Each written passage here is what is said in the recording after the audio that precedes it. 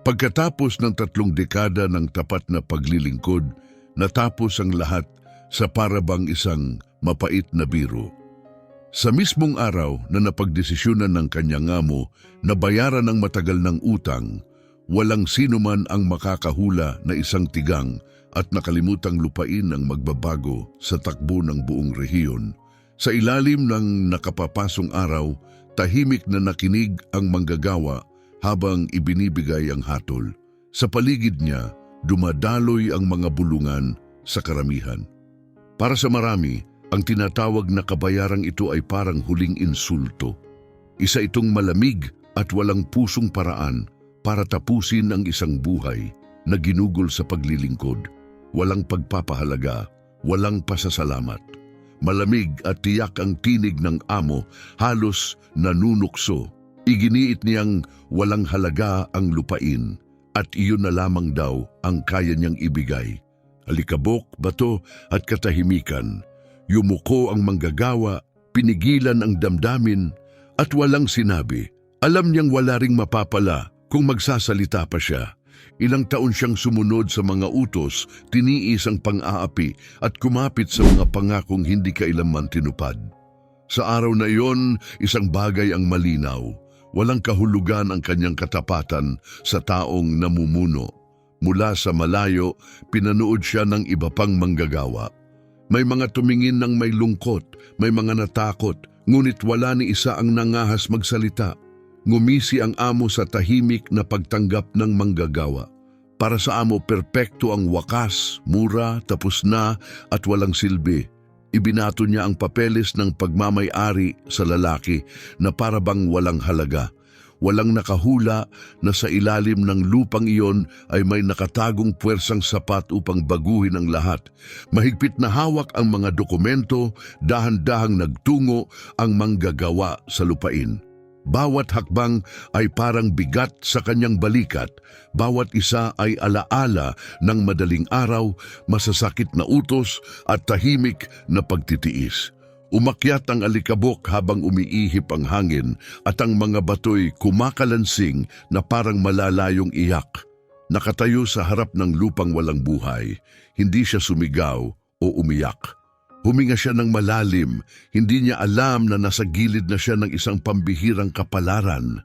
Tila pinatutunayan ng lupa ang opinyon ng lahat, walang palatandaan ng buhay, walang puno, walang tubig, walang anumang gumagalaw. Tanging matutulis at basag-basag na bato hanggang sa abot ng tanaw, tila isinumpa ang lupa. Pero lumapit pa rin siya at yumuko upang hawakan ang lupa. Malamig, matigas at hindi magiliw, ngunit tumanggi siyang talikuran ito. Ito na lang ang natira sa kanya matapos ang 30 taon ng serbisyo.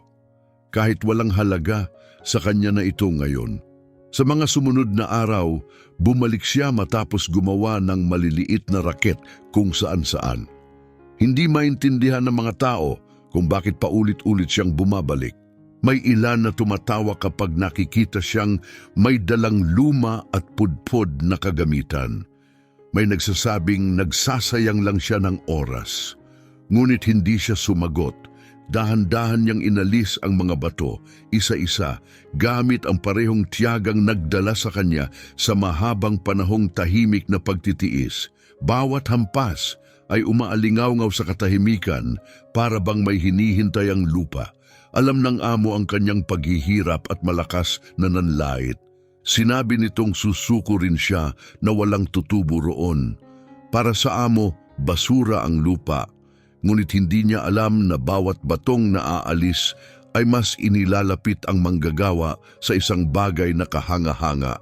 Tuloy-tuloy ang init ng araw at nagsimulang dumugo ang mga kamay ng lalaki. Pero hindi siya tumigil. Hanggang isang hapon, nang maalis niya ang isang mas malaking bato, may napansin siyang kakaiba sa ilalim ng lupa. Nag-iba ang tunog, napahinto siya, tumingin siya sa paligid upang siguraduhing mag-isa siya sa kamuling tinapik ang lugar, ngayon ay mas marahan. May kung anong kakaiba, may matigas na bagay sa ilalim. Nalaki ang kanyang mga mata, mabilis ang tibok ng puso. May nahawakan siyang hindi dapat naroon. Pinunasan niya ang pawis sa noo at muling humampas maingat. Hindi ito parang ordinaryong bato o siksik na lupa. Maingat niyang inalis ang mga patong ng lupa at graba. Bawat dakot ay lalo pang nagpapalalim ng pakiramdam na may natutuklasan siyang bagay na wala sa lugar. Nanginginig ang kanyang mga kamay, hindi dahil sa pagod, kundi dahil sa kakaibang kutob. Nang lumitaw ang magaspang na gilid, huminto siya. Ayaw niyang masira ito. Ang mga taon ng parusang natamo sa bawat pagkakamali ay nagturo sa kanya ng pag-iingat. Malalim siyang huminga at nilinis pa ang paligid nito. Unti-unting lumitaw ang ibang tekstura, isang ibabaw na may mapusyaw na kintab, hindi tulad ng kahit anong nakita niya sa lupa. Sumikip ang dibdib niya habang nagsasama ang takot at pananabik sa katahimikan. Sinilip niya ang malayo, nag-iingat na baka may makakita. Malayo ang lugar, ngunit ang pagdududa ay naging likas na sa kanya. Nagtrabaho siya hanggang papalubog na ang araw. Habang mas luminaw ang bagay, napagtanto niyang hindi ito naroon ng basta-basta lamang. Ito'y sadyang ibinaon, malalim at sinadya. Pagsapit ng dapit hapon, muli niyang tinabunan ng lahat ng alikabok at bato. Wala siyang sinabihan, inipon niya ang mga gamit at umalis na parang karaniwang araw lang. Ngunit noong gabing iyon, hindi siya nakatulog. Paulit-ulit sa isip niya ang tunog na umaling-awngaw mula sa ilalim. Hindi niya namalayan, nakatawid na siya sa bagong teritoryo. Mula noon, ang lupa ay hindi na isang malupit na biro, naging misteryo ito at mapanganib pa. Pagsikat ng araw, bumalik siya, mabilis ang tibok ng puso. Wala siyang isinamang tulong, nanatili siyang tahimik, ang lihim ang tanging proteksyon niya. Tinitigan niya ang lupa na parabang nakatingin din ito pabalik. Bawat bato ay tila may itinatagong sikreto.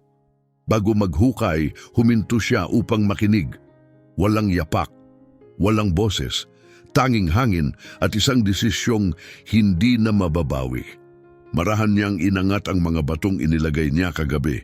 Ngayon, ang paghuhukay niya ay mas eksakto at maingat. Mas luminaw ang hugis sa ilalim. Hindi ito batong gawa ng kalikasan. Tuwid ang mga linya, matalim ang mga gilid, napalunok ang manggagawa. Sanay siya sa mga makina, pundasyon, semento. Kilala niya ang istrukturang gawa ng tao kapag nakita niya.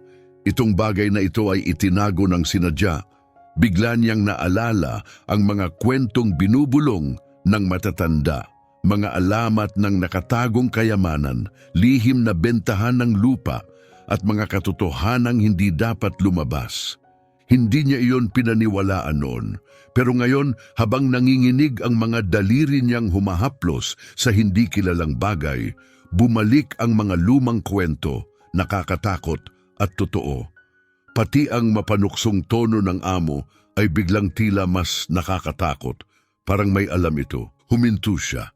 Ayaw pa niyang lumalim. Maingat niyang tinakpan muli ang bagay, inaalala ang eksaktong lugar. Nauunawaan niyang ang anumang mabubunyag niya ay kayang baguhin ang lahat para sa mabuti o sa masama. Umalis siya nang maingat ang mga hakbang at ang mga matay mapagmasid sa bawat sulok. Isang katotohanan ang tumimo sa kanyang puso. Kapag may ibang nakakita ng natuklasan niya, hindi sila magdadalawang isip na agawin yon sa pamamagitan ng dahas. Muli, hindi siya dinalaw ng antok. Ang lupang iyon ay hindi na pangiinsulto, isa na itong banta. Nais niyang magsabi sa iba, humingi ng tulong. Ngunit alam niya kung paano tratuhin ang mga mahihina. Ang dekada ng pagtataksil ay nagturo sa kanya na ang pagtitiwala ay maaaring magdulot ng kapahamakan. Kaya habang unti-unting lumiwanag ang langit, tahimik siyang nangako. Ipagpapatuloy niya ito mag-isa, walang ibang dapat makaalam, hindi hanggat hindi niya lubos na nauunawaan kung ano ang nakabaon. Bumalik siya na may mas maayos na mga kagamitan, maingat na itinago sa ilalim ng mga sako. Tahimik siyang naghukay, bawat galaw ay kalkulado. Unti-unti, lumitaw ang bagay. Matigas, mabigat, at malinaw na hinubog ng kamay ng tao. Hindi ito maliit. Habang mas lumilitaw, mas tumitindi ang tensyon. Hindi ito tumpok ng ginto. Hindi ito walang kwentang bato. Ang natuklasan niya ay napakalaki, napakabigat, at halatang ibinaon ng nagmamadali, sadyang itinago. Tumutulo ang pawis mula sa kanyang noo, papunta sa lupa habang rumaragasa ang kanyang mga iniisip. Sino ang nagbaon nito? Bakit dito? At bakit walang bumalik upang kunin ito? Sa malayo, narinig niya ang tunog ng papalapit na sasakyan at bigla siyang natigilan. Mabilis niyang tinakpan ang hukay at yumuko sa likod ng mga batong malapit. Isang magsasakang dumaraan lamang pala pero hindi nawala ang pakiramdam ng panganib. Doon niya naunawaan, nakikipagkarera na siya sa oras. Nang bumalik ang katahimikan, napaupo siya sa lupa, lubos na pagod at halos ubos ang lakas. Tinitigan niya ang tigang na lupang matagal nang minamaliit ng lahat at naging malinaw ang isang bagay. Walang ideya ang amo kung ano ang napakawalan nito. Ang akala nilang parusa ay maaari palang maging isang mas seryosong bagay. Kinrus niya ang kanyang mga braso at tahimik na nangakong hindi siya magkakamali kahit minsan. Kung may malaking halaga ang bagay na nakabaon dito, kailangan itong protektahan. At kung magdadala ito ng panganib, haharapin niya iyon mag-isa. Pagsapit pa lang ng unang liwanag ng umaga, bumalik siya, matatag at nakatuon. Naalala niya ang eksaktong lugar at sinimulan niyang alisin ang lupa ng dahan-dahan, halos parang sumusunod sa isang banal na ritual. Ilang minuto pa lamang, muli nang lumitaw ang bagay at nawala ang lahat ng pagdududa. Hindi ito bato, hindi rin ito semento. May makinis itong mga ibabaw, matatalim na anggulo at kakaibang bigat na hindi niya maipaliwanag. Sumikip ang kanyang dibdib. Tama ang kutob niya mula pa sa simula. Habang maingat niya itong nililinis, may lumitaw na mapusyaw, ngunit kakaibang kintab sa ilalim ng alikabok. Hindi ito kumikislap na parang kayamanang nasa kwento, mukha itong luma, misteryoso at totoo. Huminto siya, nanigas ang mga kamay, natatakot na baka masira ang sandali kahit sa simpleng paghipo. Bumalik sa isip niya ang amo, ang malamig nitong ngiti, ang walang pakialam na paraan ng pag-abot ng lupa. Ngayon, sa unang pagkakataon, may gumalaw sa loob niya. Isang tahimik, ngunit makatarungang galit. Isang bagong uri ng hustisya ang nagsisimulang umangat mula sa lupa. Nagpatuloy siya sa paghuhukay hanggang sa tuluyang maubos ang lakas niya. Mas malaki pa ang bagay kaysa sa inaakala niya. Hindi niya ito kayang alisin mag-isa, hindi agad-agad. Nayanig siya sa realisasyong iyon. Habang mas tumatagal siya roon, mas malaki ang tsansang may makapansin. Palihim na gumalaw ang kanyang mga mata, lumalakas ang pagdududa. Binubura ng hangin ang kanyang mga bakas, pero dala rin ito ang malalayong tunog. Bawat kaluskos sa hangin ay nagpapatigas sa kanyang katawan. Kaya muli niyang tinakpan ang lugar ng maingat, para magmukhang walang nangyari. Mabilis siyang lumayo, nakayuko ang ulo. Hindi na niya maitatanggi ang katotohanan. May isang napakahalagang bagay na nakabaon sa isinumpang lupang iyon. Ngunit gaano ito kahalaga at hanggang saan ang kaya ng ibang tao para nakawin ito na natiling misteryo. Mula noon, pakiramdam niya ay may nakamasid sa kanya. Baka nervyos lang, baka hindi, pero tila nag-iba ang itsura ng nayon. May nasalubong siyang mga tao sa daan at napansing bigla silang tumatahimik. Napuputol ang usapan sa kalagitnaan. Walang nagsasabi ng direkta, pero ramdam niya ang pagbabago. Ang lupang iyon na dati biro lang, ngayon ay naging pabigat na mas mabigat pa kaysa sa lahat ng taon ng kanyang pagtatrabaho. Pinilit niyang magmukhang normal. Nagtrabaho siya sa kung ano-anong raket. Pinaiksi ang mga salita at ngumiti kapag inaasahan.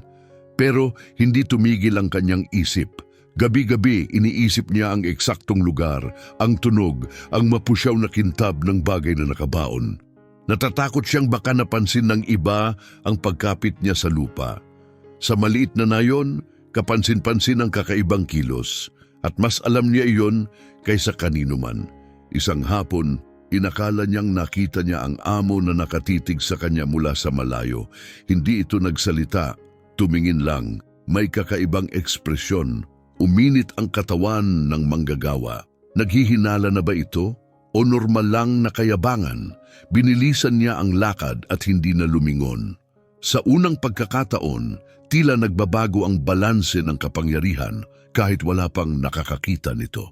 Ang takot niya ngayon ay hindi lang ang mawala ang lahat, kundi ang makapukaw ng mas malalang bagay. Nung gabing yon, alam niyang kailangan niyang kumilos pero eksakto at maingat. Kapag gumawa siya ng malaking galaw, magiging mausisa ang iba. Dapat manatiling hindi napapansin ang lupa, mukhang ordinaryo at walang halaga. Habang ang lahat ay naniniwalang wala itong silbi, magpaplano siya sa katahimikan, dahan-dahan, hakbang-hakbang. Naunawaan niyang hindi ito simpleng swerte. Ito ang simula ng isang mapanganib na pangyayari kung saan ang isang maling galaw lang ay maaaring magwasak sa kanya. Kinabukasan nang bumalik siya sa lupa may kakaiba. Bahagyang gumalaw ang isa sa malalaking bato, hindi gaanong halata pero sapat para mapansin. Parang tinamaan ng matalim na takot ang dibdib niya. May ibang nakapunta roon, nanatili siyang nakatayo, nagmamasid sa mga bahagyang bakas na halos binura na ng hangin. Hindi siya tumakbo, hindi siya sumigaw, hindi na ito hinala, totoo na ang banta. Sinuri niyang mabuti ang lugar, natatakpan pa rin pero hindi tulad ng dati. May nakialam, may nag-usisa, kahit hindi nila alam kung ano ang hinahanap nila. At lalo siyang natakot. Kapag may nagsimulang maghinala, panahon na lang ang bibilangin bago ang pagkamausisa ay maging aksyon. Doon niya naisip, hindi na sa kanya lang ang sikreto. Isa na itong target ng kasakiman. Nagtago siya sa likod ng mga batong malapit at naghintay. Parang gumapang ang oras, mabigat sa tensyon. Nang mas tumaas ang araw, nakita niya ang isang binatang taga-nayon na lumapit sa gilid ng lupa. Hindi ito naghukay, tumingin lang, para bang sinusukat ang lugar. Nagngit-ngit ang panga ng manggagawa, malinaw na ngayon. Nagsisimula na ang mga tsismis kahit wala pang nakakaalam ng buong katotohanan. Noong gabing iyon, pauwi siya, tinanggap niya ang isang masakit na katotohanan. Hindi mananatiling nakabaon ang sikreto ng matagal. Kung hindi siya kikilos agad, may ibang aangkin sa kayamanan bago pa siya. Sa unang pagkakataon, mula sa nakakahiyang kabayaran, tunay na panik ang naramdaman niya. Hindi dahil sa mawawala ang ginto, kundi dahil mawawala ang nag-iisang pagkakataon niyang baguhin ang takbo ng kanyang buhay. Hindi siya nakatulog buong gabi, pinipili at pinag-iisipan ang kanyang mga posibleng gawin. Hindi niya kayang ilabas ang bagay mag-isa, pero ang humingi ng tulong ay katumbas ng pagbubunyag ng lahat. Mapanganib ang bawat daan. Doon niya naalala ang ilang lumang kakilala, mga lalaking umalis sa nayon, mga lalaking kayang magtrabaho ng tahimik basta tama ang bayad. Baka may isa pa roon na may utang na loob sa kanya. Pagsikat ng araw, kumilos siya, pumunta siya sa kalapit na bayan, kunwari naghahanap lang ng trabaho. Doon niya nakita ang isa sa kanila, mas matanda na, mas maingat, pero mukhang mapagkakatiwalaan pa rin. Nag-usap sila tungkol sa ordinaryong bagay, walang espesyal. Maingat na nagmasid ang manggagawa, binabasa ang bawat reaksyon. Nagpahiwatig lang siya ng isang trabaho, mabigat na labor, malaking bayad at malayo sa mata ng kahit sino. Hindi na nagtanong pa ng detalye ang isa, tumangulang. Ang tahimik na pagsang-ayon na yon ay nagbigay sa kanya ng kaunting ginhawa. Hindi ito ganap na tiwala, pero simula ito. Bumalik siya sa lupa, ramdam ang bigat ng susunod niyang gagawin. Kung tama ang hinala niya, hindi lang kamay ang kailangan niya. Kailangan niya ng ganap na katahimikan. Wala pa ring alam ang amo, pero nagsisimula ng gumalaw ang mundo sa paligid nila. Anuman ang nakabaon doon ay nagsisimula ng baguhin ang balanse ng kapangyarihan. Bago matulog, inilabas niya ang mga papeles ng lupa at muling sinuri. Opisyal itong nakapangalan sa kanya. Sa batas, walang pwedeng umagaw nito. Ang isip na iyon ang nagbigay sa kanya ng kaunting lakas. Sa unang pagkakataon sa buong buhay niya, may pag-aari siya, tunay na pag-aari, kahit wala pang ibang nakakaalam. Ipinikit niya ang mga mata, hati sa takot at determinasyon. Bukas ang magiging sandali na wala nang balikan. Dumating ang umaga, mabigat sa pangamba. Dumating ang manggagawa sa lupa bago pa magising ang nayon. Napapalibutan siya ng katahimikan na parang babala. Ilang minuto pa lang mula nang dumating siya, lumitaw na ang lalaki mula sa kalapit na nayon. Wala itong sinabi, walang tanong, walang bati, tanging tahimik na pag-unawa sa pagitan nilang dalawa. Hindi na kailangan ng salita. Nagsimula silang mag-alis ng mga bato ng maingat at sinasadya, siguradong walang maiiwan na anumang bakas na makakaakit ng atensyon. Bawat galaw ay may layunin. Pareho nilang alam na kahit isang maling hakbang lang ay maaaring makasira sa lahat bago pa man ito tuluyang magsimula. Nang muling lumitaw ang nakabaong istruktura, natigilan ang bagong dating. Hindi siya nagsalita, hindi na kailangan. Kita sa mukha niya ang lahat, hindi ito normal. Magkasama nilang inilantad pa ang mas malaking bahagi ng nakatagong ibabaw. Matalas ang tingin ng manggagawa, binabasa ang bawat ekspresyon. Walang hayok o kasakiman sa mga mata ng lalaki, tanging tahimik na pagkabigla. Nagbigay iyon sa manggagawa ng kaunting ginhawa. Pero kasabay nito, pinagtibay rin nito ang isang bagay na mas nakakatakot. Ang nakatago roon ay mas higit pa kaysa sa anumang bulong-bulungang alamat.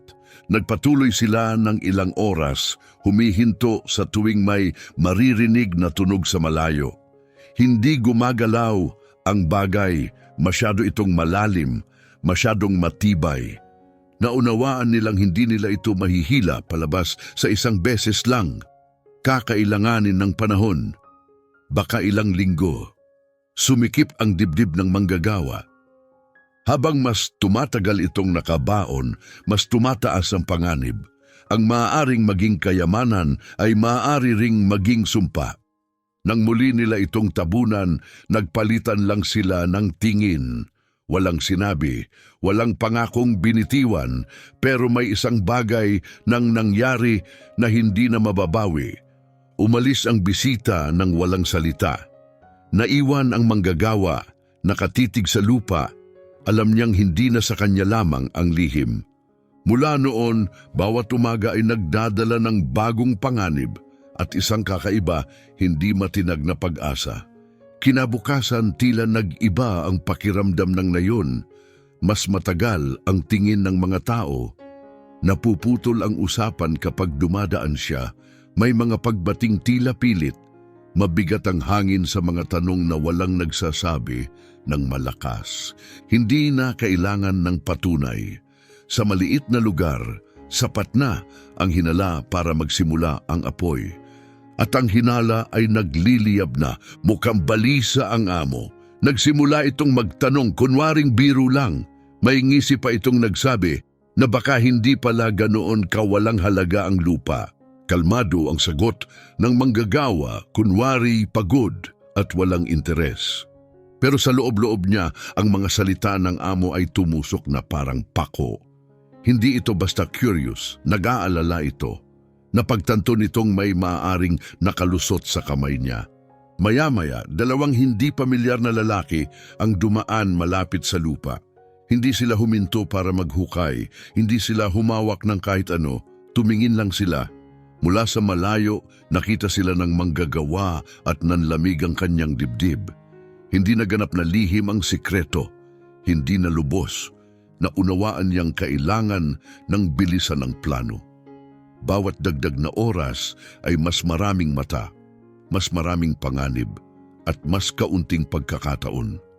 Noong gabing iyon, gumawa siya ng isang mahirap na desisyon. Kailangan niya ng isa pang katuwang, isang malakas, isang mapagkakatiwalaan, isang marunong manahimik. Hindi na niya kayang gawin ito mag-isa at hindi na siya pwedeng umasa sa swerte. Habang tulog ang nayon, umupo siya sa mahinang ilaw at pinagplanuhan ang susunod na hakbang. Nauunawaan niya ngayon na hindi lang ito tungkol sa pagkakataon. Isa na itong karera laban sa oras. Bago sumikat ang araw, bumiyahe siya sa malayong bahagi ng rehiyon, hinanap ang isang lalaking matagal na niyang kilala, isang taong pinahahalagahan ang katahimikan. Hindi siya nagbigay ng dahilan, nag-alok lang siya ng tapat na bayad para sa mabigat na trabaho. Tinitigan siya ng lalaki, walang sinabi at sa huli ay tumango. Iyon lang ang kailangan ng manggagawa. Walang salita, walang tanong, isang kasunduang nakatali sa pangangailangan at katahimikan. Bumalik sila sa dapit hapon sa oras na mas kaunti ang mga mata sa paligid at humupa na ang init. Ang pangatlong lalaki ay hindi na kailangan ng paliwanag. Nakita niya ang lupa at agad na naunawaan na may kakaibang bagay na nakabaon doon. Wala siyang sinabi, basta na lang siya nagsimulang maghukay. Ngayong tatlo na sila, mas mabilis ang progreso. Maingat nilang inalis ang mga patong paunti-unti. Mas lumalantad ang bagay sa ilalim at kasabay nito ang tumitinding tensyon na wala ni isa sa kanila ang makatanggi. Habang nagtatrabaho sila, napansin ng manggagawa ang pagbabago sa mukha ng pangatlong lalaki. Hindi na lang ito pagkamangha. May iba pa, ambisyon, at dun siya kinabahan. Masyado niyang kabisado, marupok ang katapatan, lalo na kapag may halaga ng kumikislap sa harap mo. Pero nagpatuloy pa rin sila. Mas delikado pa ang umatras ngayon. Ang iwan ito ng hindi tapos ay hindi na opsyon. Nang lumubog ang araw, tinakpan nila ang lahat ng sobrang ingat. Pinanood ng manggagawa ang dalawang lalaki na umalis sa magkaibang direksyon at alam niyang may nagbago na. Ang kinabukasan ng lihim ay hindi na nakasalalay lang sa kanya. Ngayon nakadepende na ito sa pananahimik ng iba at iyon ang pinakamadaling masira sa lahat. Samantala, hindi na nagkunwaring walang pakialam ang amo. Nagsimula na itong bumisita sa lugar, gumagawa ng mahihinang dahilan para dumaan malapit doon. Pinag-aralan niyang mabuti ang lupa, ang mga nawawalang bato, ang galaw ng lupa, ang halos di makitang bakas ng paghuhukay. Hindi ito tumutugma sa alam niya. Kilala niya ang lupang yon sa loob ng maraming taon at alam niyang may naghuhukay doon. Ang dati niyang mapagmataas na tawa ay nawala na. Napalitan ito ng mas matalas, isang hinalang unti-unting kumakain sa loob niya. Isang araw, nilapitan niya mismo ang manggagawa. Magalang ang mga salita niya, pero matalim ang mga mata. Tinanong niya kung may nahanap bang kahit anong kapaki-pakinabang sa lupang iyon. Sumagot ang manggagawa ng parang sanay na sanay, naglilinis lang daw siya ng kaunti. Wala namang iba. Lumang nakasanayan. Ngumiti ang amo, pero hindi na ito ngiti ng taong kontrolado ang lahat. Mahigpit ito. Kinakalkula. Doon niya naunawaan. May bagay nang lumampas sa kanyang kamay. Nang gabing iyon, tinawag ng amo ang ilang lalaking pinagkakatiwalaan niya. Hindi siya nagsalita tungkol sa kayamanan o tagong yaman. Sinabi lang niya na bantayan ang lugar. Walang paghuhukay, mga mata lang. Samantala, ramdam ng manggagawa na unti-unting sumisikip ang paligid. Kahit ang hangin ay tila may ugong ng banta, bawat tunog ay nagpapatigas sa kanya, bawat anino ay parang babala. Ubus na ang oras at hindi na uupo lang ang amo ng matagal. Habang mag-isa ang manggagawa sa harap ng lupa, bumagsak sa kanya ang isang masakit na katotohanan. Anuman ang nakatago sa ilalim ng mga bato ay gumising ng isang napakalakas na banta. Iyong uri ng banta na lumilitaw kapag may taong nakaramdam na siya'y naagawan ng isang bagay na hindi niya alam na pag-aari niya pala. At kapag napatunayan ng amo ang hinala nito, hindi ito magdadalawang isip. Gagamitin niya ang lahat ng kapangyarihan at pera para bawiin iyon. Malapit na ang wakas at wala nang puwang para sa pagkakamali. Kumilos na ang amo. Isang umaga dumating siya sa lugar kasama ang dalawang lalaki. Hindi sila naghukay. Hindi sila humawak ng kahit ano. Naglakad lang sila ng dahan-dahan sa lupa, parang mga may-ari na nag-iinspeksyon ng kanilang pag-aari. Mula sa likod ng mga bato, nakatago at halos hindi humihinga, pinanood sila ng manggagawa. Sa sandaling iyon, malinaw niyang nakita, hindi na nagdududa ang amo. Lumampas na ito sa hinala. Gusto na niya itong bawiin. Makalipas ang ilang oras, ipinatawag siya ng amo. Nag-alok ito ng pera, kapalit ng lupa, isang halagang katawa-tawa kumpara sa maaaring nakabaon dito. Nagbanggit ito ng pabor, ng pinagsamahan at nag-alok pa ng matagal ng dapat na pasasalamat. Tahimik ang manggagawa at mariing tumanggi. Biglang nanlamig ang mukha ng amo. Ang pagtanggi na iyon ang pumatay sa anumang ilusyon ng pagiging maginoo. Nahulog ang maskara. Noong gabing iyon bumalik ang manggagawa sa lugar at may nakita siyang bagong bakas. May nagtangkang maghukay pero pabaya. Nagsama ang galit at takot sa kanyang dibdib. Kapag nalaman ng amo ang buong katotohanan, walang batas, walang dokumento at walang karapatan ang makakaprotekta sa kanya. Napagtanto niyang wala ng oras, hindi bukas, hindi mamaya. Sa gabing yun mismo, sisimulan ng huling pagtatangka. Kahit ano pa ang maging kapalit. Sa ilalim ng dilim, tinawag niya ang dalawa niyang kakampi. Hindi na siya nagdetalye, ilang salita lang, ngayon o wala na. Iyon lang ang kailangan nilang marinig. Nagsimula silang maghukay na may desperadong focus. Ang kiskisan ng metal sa lupa ay umalingaw-ngaw na parang tambol ng digmaan. Alam ng manggagawa kung sino ang kalaban niya, ang pinakanakakatakutang lalaki sa rehiyon. Pero hindi na opsyon ang umatras. Kaunti lang ang liwanag ng buwan habang walang tigil silang kumikilos.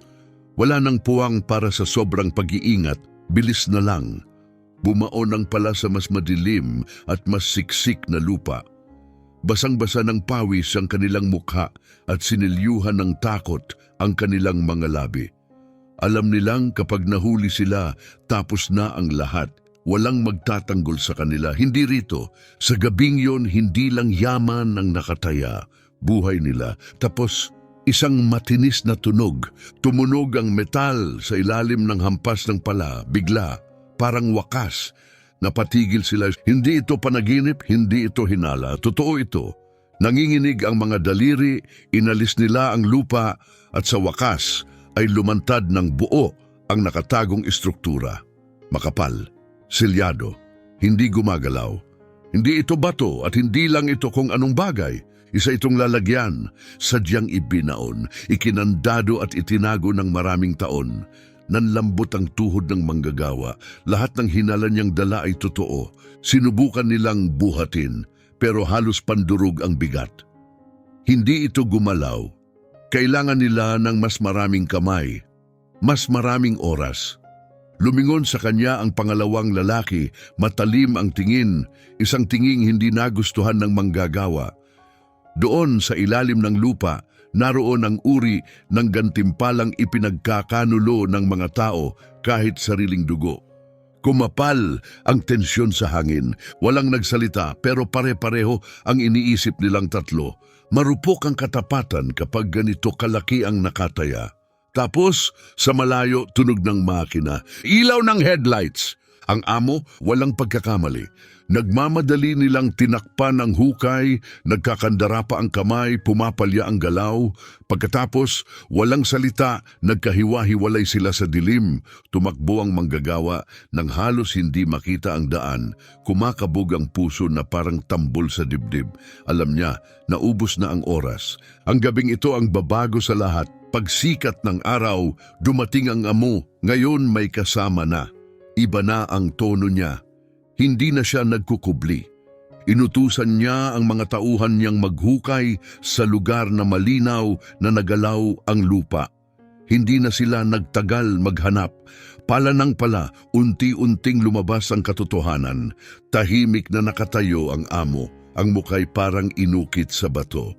Bawat patong ng lupa ay nagpapatunay ng isang bagay. Ang lupang itinapon niya ay may itinagong bagay na lampas sa halaga. Nang kumislap ang metal sa liwanag, nagngit-ngit ang panga niya. Nakilala niya ito, isang uri ng lumang lalagyan na ginagamit noon para magtago ng mga kayamanan sa lihim. Ilang dekada na ang nakalipas. Sumigaw siya ng utos, walang magsasalita, walang hahawak, walang magkakamali. Sa isip niya, hindi kailanman tunay na pag-aari ng manggagawa ang lupa at gagawin niya ang lahat para bawiin ito. Mula sa ligtas na distansya, pinanood ng manggagawa ang lahat. Nagliliyab ang galit sa dibdib niya. Sinakal ng takot ang lalamunan niya. Hawak niya ang titulo ng lupa, pero alam din niya sa lugar na ito ang kapangyarihan ng sumusulat muli ng mga patakaran. Noong umagang iyon, may nagbago sa loob niya. Hindi na niya maiiwasan ang banggaan. Ang palihim at katahimikan ang nagdala sa kanya hanggang dito. Pero para protektahan ng kanya, kailangan na niyang harapin ang mismong lalaking dumurog sa kanya sa loob ng 30 taon. Nagbago ang lahat at ngayon ang mga mata ng buong rehiyon ay unti-unting tumutok sa lupang bato at alikabok. Hindi siya bumalik sa nayon.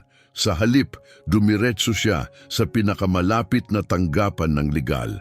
Isa sa iilang lugar na pinaniniwalaan pa niyang may tsansa ang hustisya. Pumasok siya dala ang kasulatan ng lupa, luma, gusot, pero malinaw. Ipinaliwanag niya lang ang kailangang ipaliwanag. Hindi siya nagsalita tungkol sa kayamanan, kundi tungkol sa ilegal na pagpasok, sa mga banta, sa pang-aabuso. Nakinig ang clerk nang makita ang mga papeles na unawaan niyang hindi ito maliit na usapin, samantala hinahigpitan na ng amo ang kapit. Nag-utos itong harangin ng mga daan, maglagay ng mga bantay at humingi ng pabor sa makapangyarihang mga kakampi. Nakikipagkarera siya sa oras, kailangan ng mahila palabas ang lalagyan agad. Pero may isang bagay siyang hindi inaasahan na ang tahimik na lalaking minsang kontrolado niya ay lumalaban ngayon gamit ang tanging sandatang hindi niya kailanman inakala. Ang batas. Sa loob lang ng ilang oras, dumating sa lugar ang isang opisyal na abiso, pansamantalang suspensyon. Ititigil ang lahat ng paghuhukay hanggang mapatunayan ang pagmamay-ari. Sumabog ang amo sa galit, pinunit niya ang papel, nagwala, sumigaw ng mga utos na wala namang makakasunod. Hindi siya sanay na sinasabihang hindi, lalo na ng taong tingin niya'y mahina. Sa unang pagkakataon, dumulas ang kapangyarihan mula sa kanyang mga daliri. Nakita iyon ng manggagawa mula sa malayo. Hindi siya nagdiwang, hindi siya nagpakampante. Alam niyang simula pa lang iyon, hindi hihinto ang amo. Pero ngayon, may bagay ang manggagawa na hindi niya kailanman nagkaroon noon. Hindi na siya nag-iisa.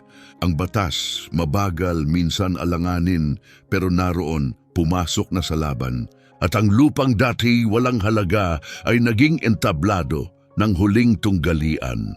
Noong gabing iyon may iba pang nangyari. Hindi umuwi ang isa sa mga tumulong, ramdam na iyon ng manggagawa bago pa may magsalita. Ang kutob niya na siyang gumabay sa kanya sa pagkakatuklas, ngayon ay bumubulong ng panganib. Pagsapit ng umaga, kumalat ang balita. Nakita raw ang lalaki na pumasok sa bahay ng amo.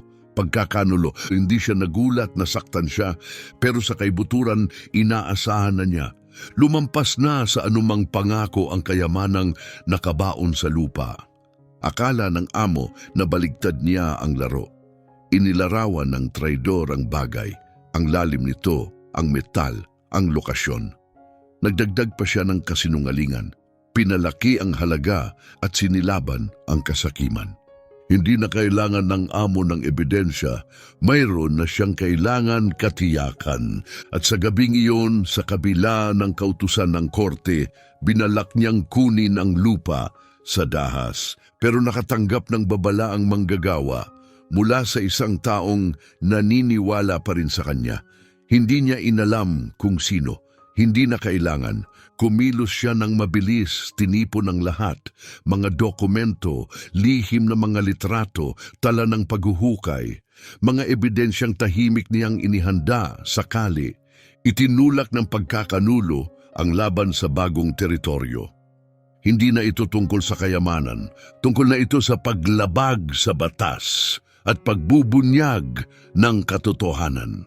Nang gumabi, dumating muli ang manggagawa, pero ngayon, hindi na siya nag-iisa. Dala niya ang mga opisyal, mga saksi, mga taong hindi mabibili o mapapatahimik.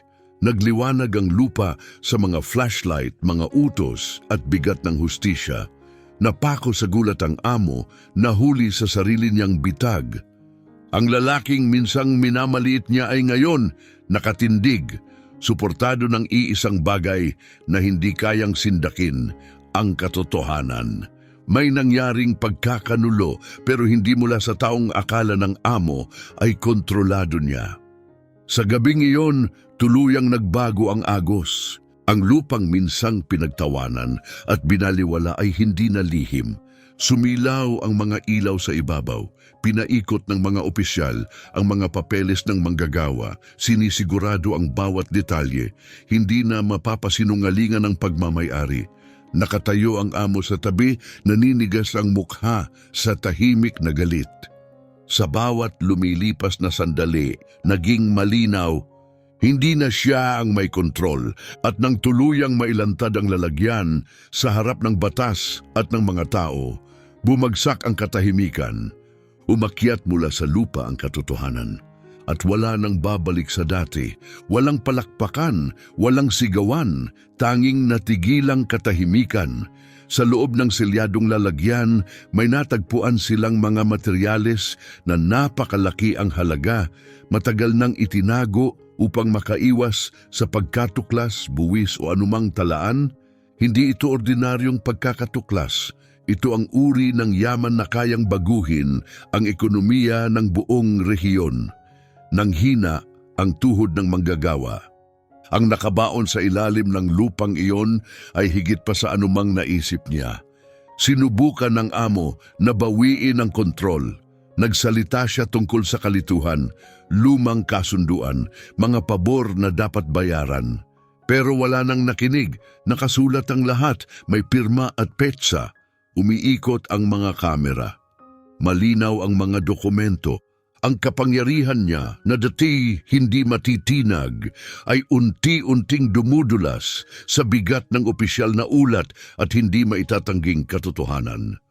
Sa unang pagkakataon sa buong buhay niya, ang boses ng amo ay wala ng bigat kasing halaga na lang ito ng isang pirasong papel. Ang lalaking minsang bumayad sa 30 taong serbisyo gamit ang mga bato ay ngayon naunawaan ang laki ng kanyang pagkakamali. Noong gabing iyon, iisa ang ibinubulong ng buong nayon. Ang lupang akala nilang walang silbi ay may itinagong kayamanan na kayang baguhin ang lahat. Hindi na kinakaawaan ang manggagawa. Ngayon, may bigat ang pangalan niya, minsan respeto, minsan takot. Wala siyang sinabi. Tumayo lang siya, pinagmamasdan ng pagbabago sa paligid. Pinabago ang kanyang buhay sa harap mismo ng mga matang matagal nang bumaliwala sa kanya. Pero alam niyang hindi pa tapos. May isang huling kabanata pang isusulat. Kinabukasan parang nag-iba ang nayon.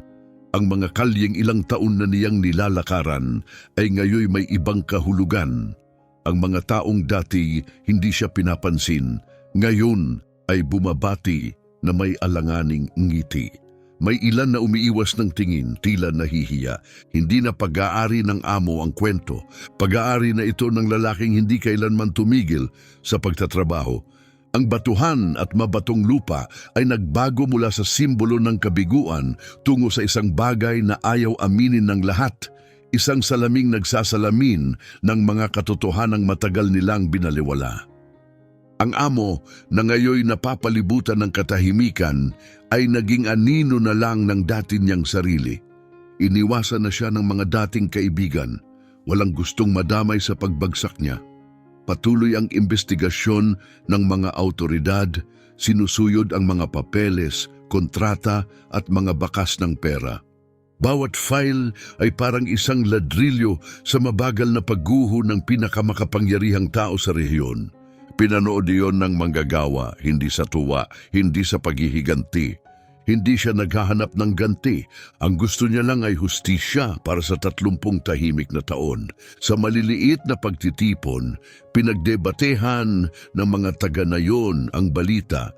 May nagtatanggol sa amo, may sinisisi siya. Pero may isang ideyang mas lumakas kaysa sa lahat. Hindi ito swerte. Isa itong utang na sa wakas ay nabayaran at wala itong kinalaman sa pera. Tungkol ito sa dignidad. Ang hustisya sa mata ng komunidad ay madalas mas mabilis gumalaw kaysa hustisya sa korte.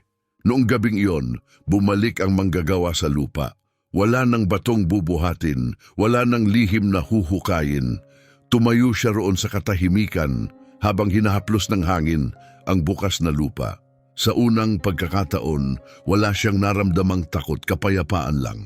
Alam niyang ang pinakamabigat na bahagi ay nasa unahan pa, pero may nagbago sa loob niya. Ang respeto na akala niya'y tuluyan ng nawala, bumalik.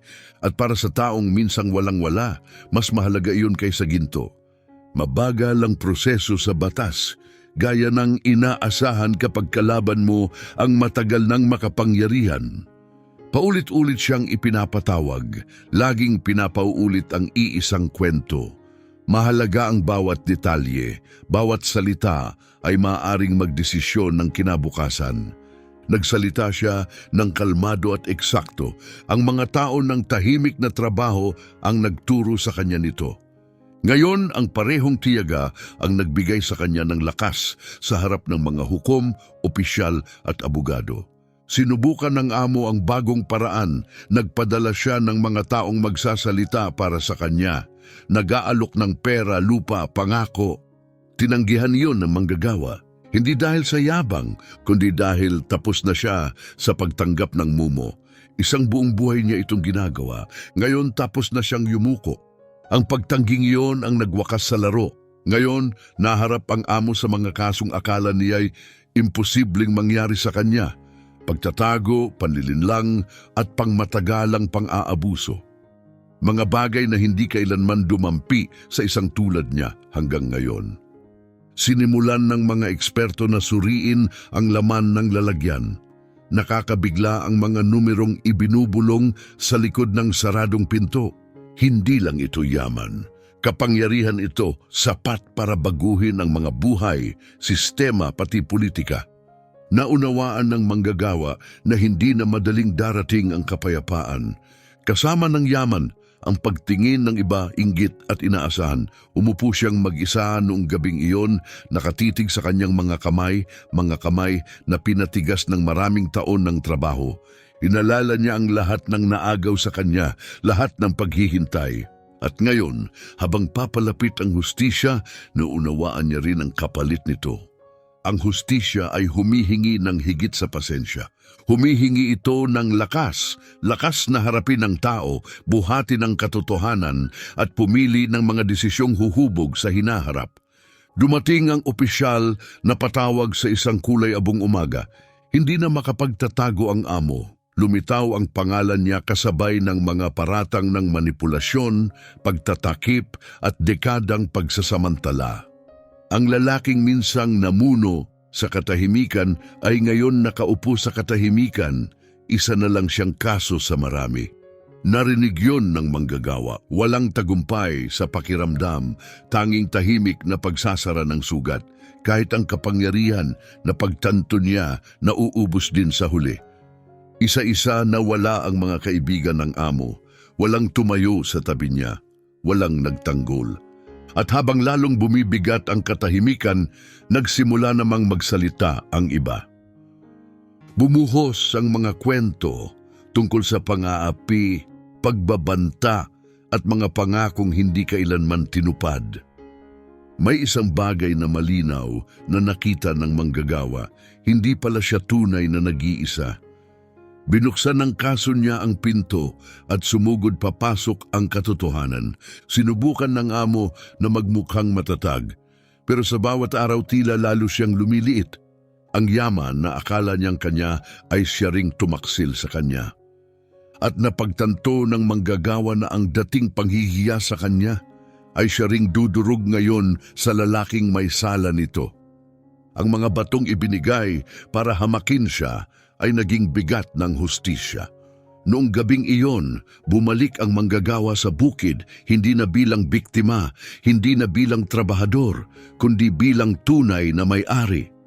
Dahan-dahang gumalaw ang hangin sa hubad na lupa, parang ang lupa mismo ay mas magaan ang paghinga.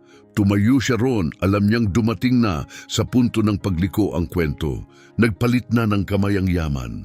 Pero may isang tanong na natitira, ano ang gagawin niya rito? Nang opisyal, nang mapunta sa kanya ang lahat, inaasahan ng nayon na aalis siya, maglalaho sa marangyang buhay. May ilan na akalay mawawala siya ng walang salita. May iba namang naniwalang magtatayo siya ng pader sa pagitan niya at ng mundo. Pero nagulat niya ang lahat.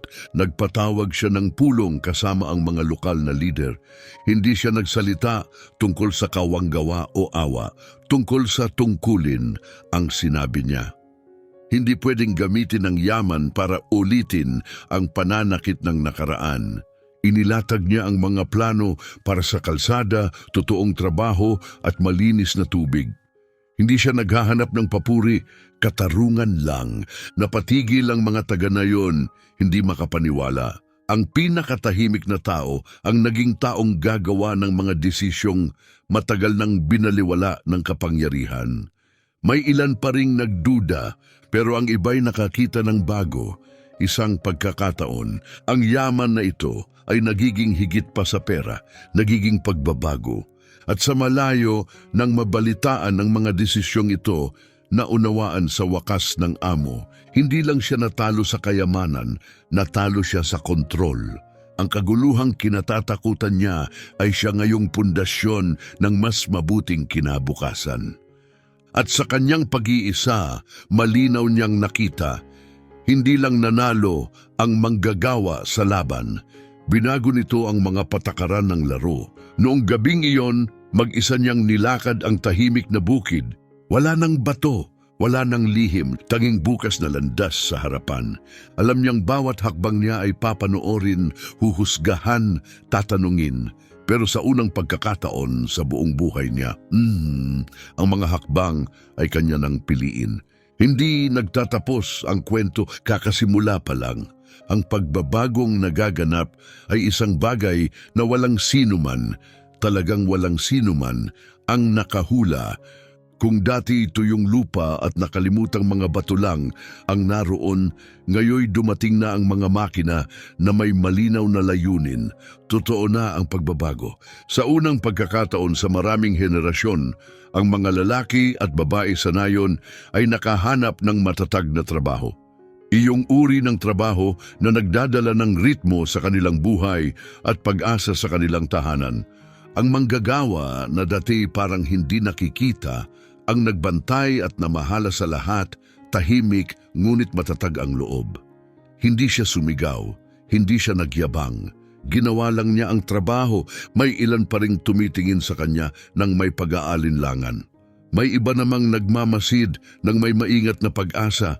Ang isinumpang lupang matagal ng ginagawang biro ay ngayon nasa gitna na ng isang kilusang dahan-dahang.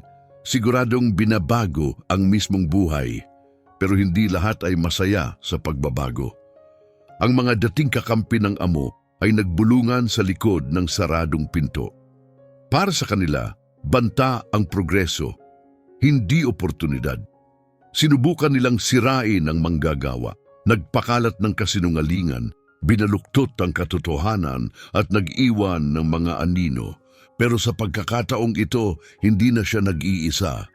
Ngayon, may mga pirma, kontrata, saksi, ebidensyang nakaukit sa bato at papel. Hindi na kayang makipagsabayan ng kasinungalingan sa katotohanan. Nagpalit na ng kamay ang kapangyarihan at kasama ng kapangyarihang iyon ang mabigat na pasanin, ang pamamahala sa pera, ang pagkuha ng tiwala, ang pagharap sa pag-asa ng buong komunidad. Hindi iyon madali. Minsan, nagdududa siya sa sarili. Minsan, mas malakas pa kaysa dati ang katahimikan ng kanyang nakaraan. Pero araw-araw may mga bagong palatandaan na sulit ang lahat ng pinagdaanan. May mga bagong kalsadang nabuksan, kumikita ang mga pamilya, huminto ang mga kabataan sa pag-iimpake ng gamit. Nakakita sila ng dahilan para manatili. Doon siya kumukuha ng lakas para magpatuloy, hakbang-hakbang, kahit kapag lumalapit ang pag-aalinlangan. Isang umaga, habang sumisikat ang araw sa lupang minsang walang buhay, tumigil siya at naunawaan ng isang malalim na katotohanan. Hindi lang nasa ilalim ng lupa ang kayamanan. Nasa itinatayo nila sa ibabaw nito. Ang mga batong ginamit noon para pagtawanan siya ay ngayon nagiging pundasyon ng bagong kinabukasan. Mataas ang naging kapalit, pero hindi maikakaila ang pagbabago. Ngunit may isa pang huling hamon. Nang tila maayos na ang lahat, may anino mula sa nakaraan ang bumalik. May lumabas na dokumento, luma, nanilaw, may pirma mula pa noon na sinusubukang kwestiyonin ang legalidad ng lupa. Huling desperadong hakbang ng isang taong ayaw tanggapin ang bagong realidad. Tinanggap ng manggagawa ang balita ng kalmado at matatag. Alam niyang ang ganitong papel ay kayang buksan muli ang mga lumang sugat at pagdudahan muli ng mga tao ang lahat. Sinuri ito ng mga abogado. Nakita nila ang mga kontradiksyon, nawawalang pahina at mga petsang hindi nagtutugma. Pero nagawa na ang pinsala. Bumalik ang mga bulungan, nagsimulang sumingit muli ang pagdududa. May ilang taganayo nang umiwas sa tingin niya. Pero ngayon tumindig siyang matuwid.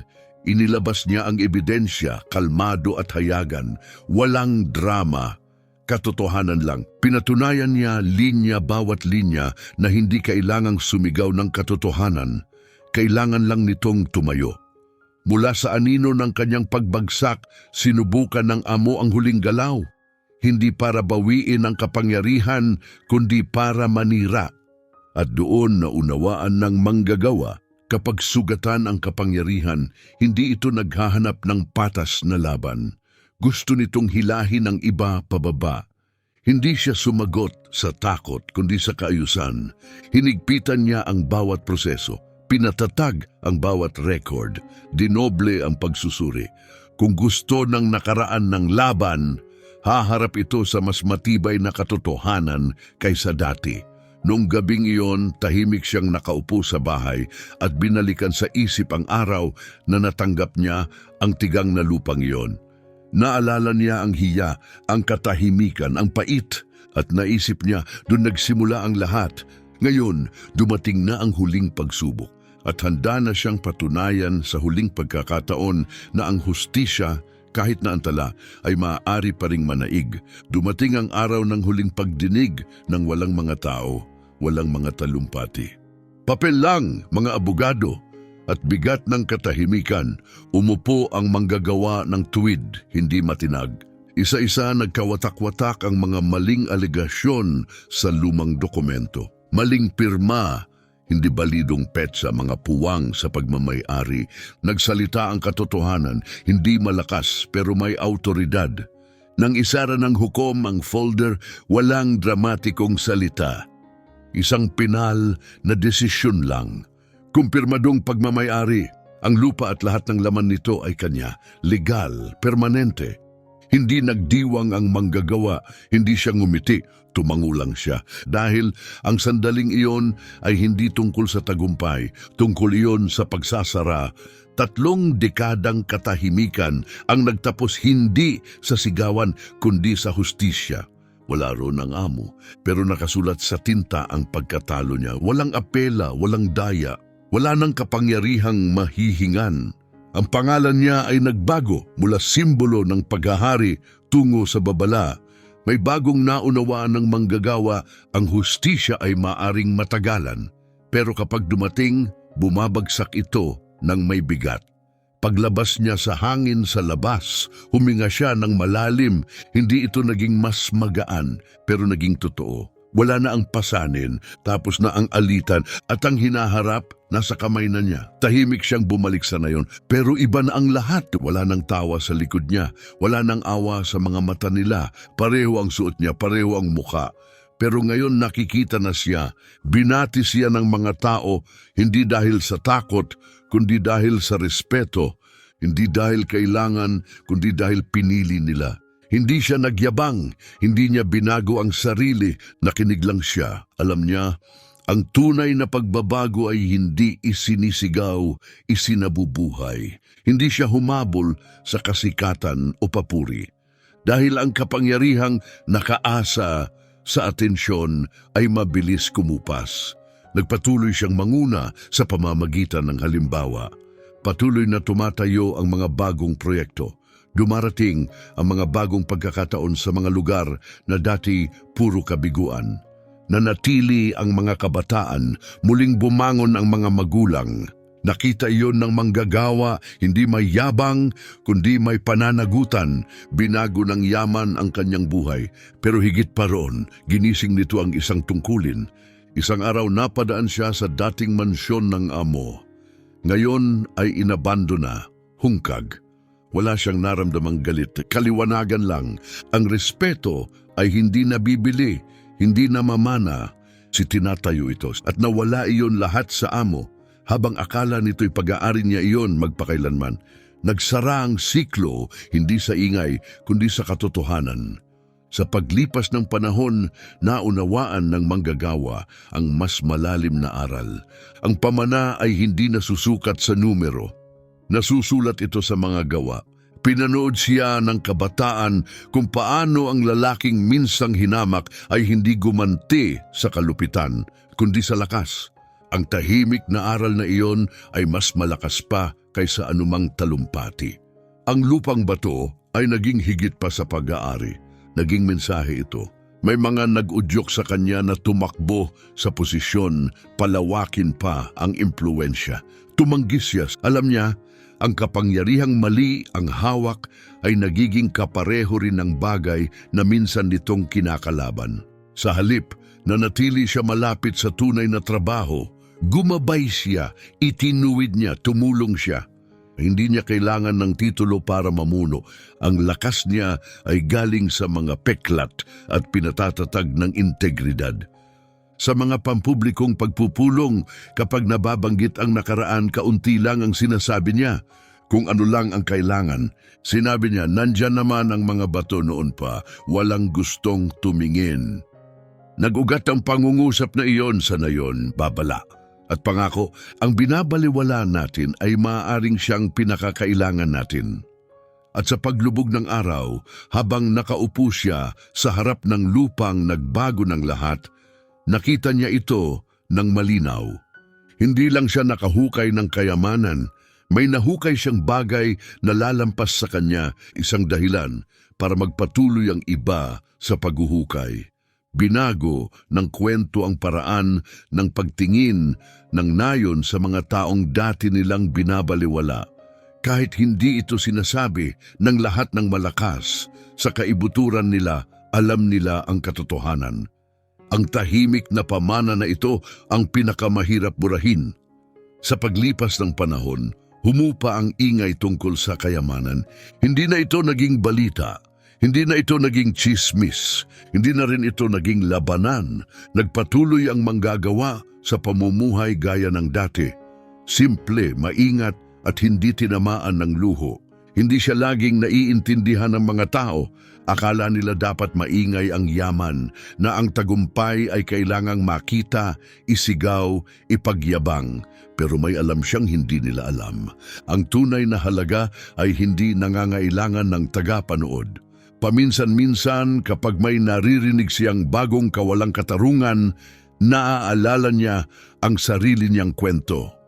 Hindi siya nakikialam sa lahat ng kaso, pero kapag kumilos siya, ginagawa niya ito ng tahimik at eksakto. Tumulong siya pero hindi para ipahiya ang iba. Itinuwid niya ang mali nang walang dahas. Mahal ang ibinayad niya para matutunan ang katotohanan ito. Ang maging katulad ng taong minsang dumurog sa iyo ang pinakamabilis na paraan para mawala ang lahat. Kaya ang pinakamalaking kayamanan niya ay hindi ang perang natagpuan niya, kundi ang pananatili niyang totoo sa sarili niya. Sa paglipas ng panahon, nagbago rin ang paraan ng pagsasalaysay ng mga taga na yun. Hindi na lang ito tungkol sa makapangyarihang lalaking nawalan ng lahat. Tungkol na ito sa mapagkumbabang lalaking hindi kailanman nawala ang integridad. Ang pagbabagong iyon, banayad pero makapangyarihan, ay mas mahalaga kaysa anumang numero o yaman. Nagpalit ng kamay ang kwento. At kasama nito nagbago rin ang kahulugan ng tunay na panalo o pagkatalo. Isang tahimik na hapon, bumalik ang manggagawa sa lupang pinagmulan ng lahat. Wala nang bakas ng nakabaong kayamanan. Wala nang nagkalat na bato. Matibay na lupa na lang, buhay at payapa, ngumiti siya. Dahil naunawaan niya, nagawa na ng kayamanan ang tungkulin nito. Hindi sa paggawa sa kanyang mayaman, kundi sa pagbubunyag kung sino talaga siya nang sa wakas ay napunta sa kanya ang kapangyarihan. Habang lumilipas ang mga taon, tumigil na ang mga tao sa pagtawag dito na pagkakataon. Tinawag na nila itong bunga. Hindi kailanman humingi ng paghihiganti ang manggagawa. Hindi rin siya naghangad ng papuri. Tumayo lang siya sa kinatatayuan niya kahit lahat sa paligid ay nagsasabing sumuko na siya. Hindi siya nabasag ng 30 taon ng katahimikan. Hinubog siya nito. At nang sa wakas ay umangat mula sa lupa ang pagkakataon, hindi siya nito binago. Ibinunyag niya lang siya. Ang lupang minsang pinagtawanan at isinumpa ay hindi naging mahalaga dahil sa kung anong nakabaon sa ilalim.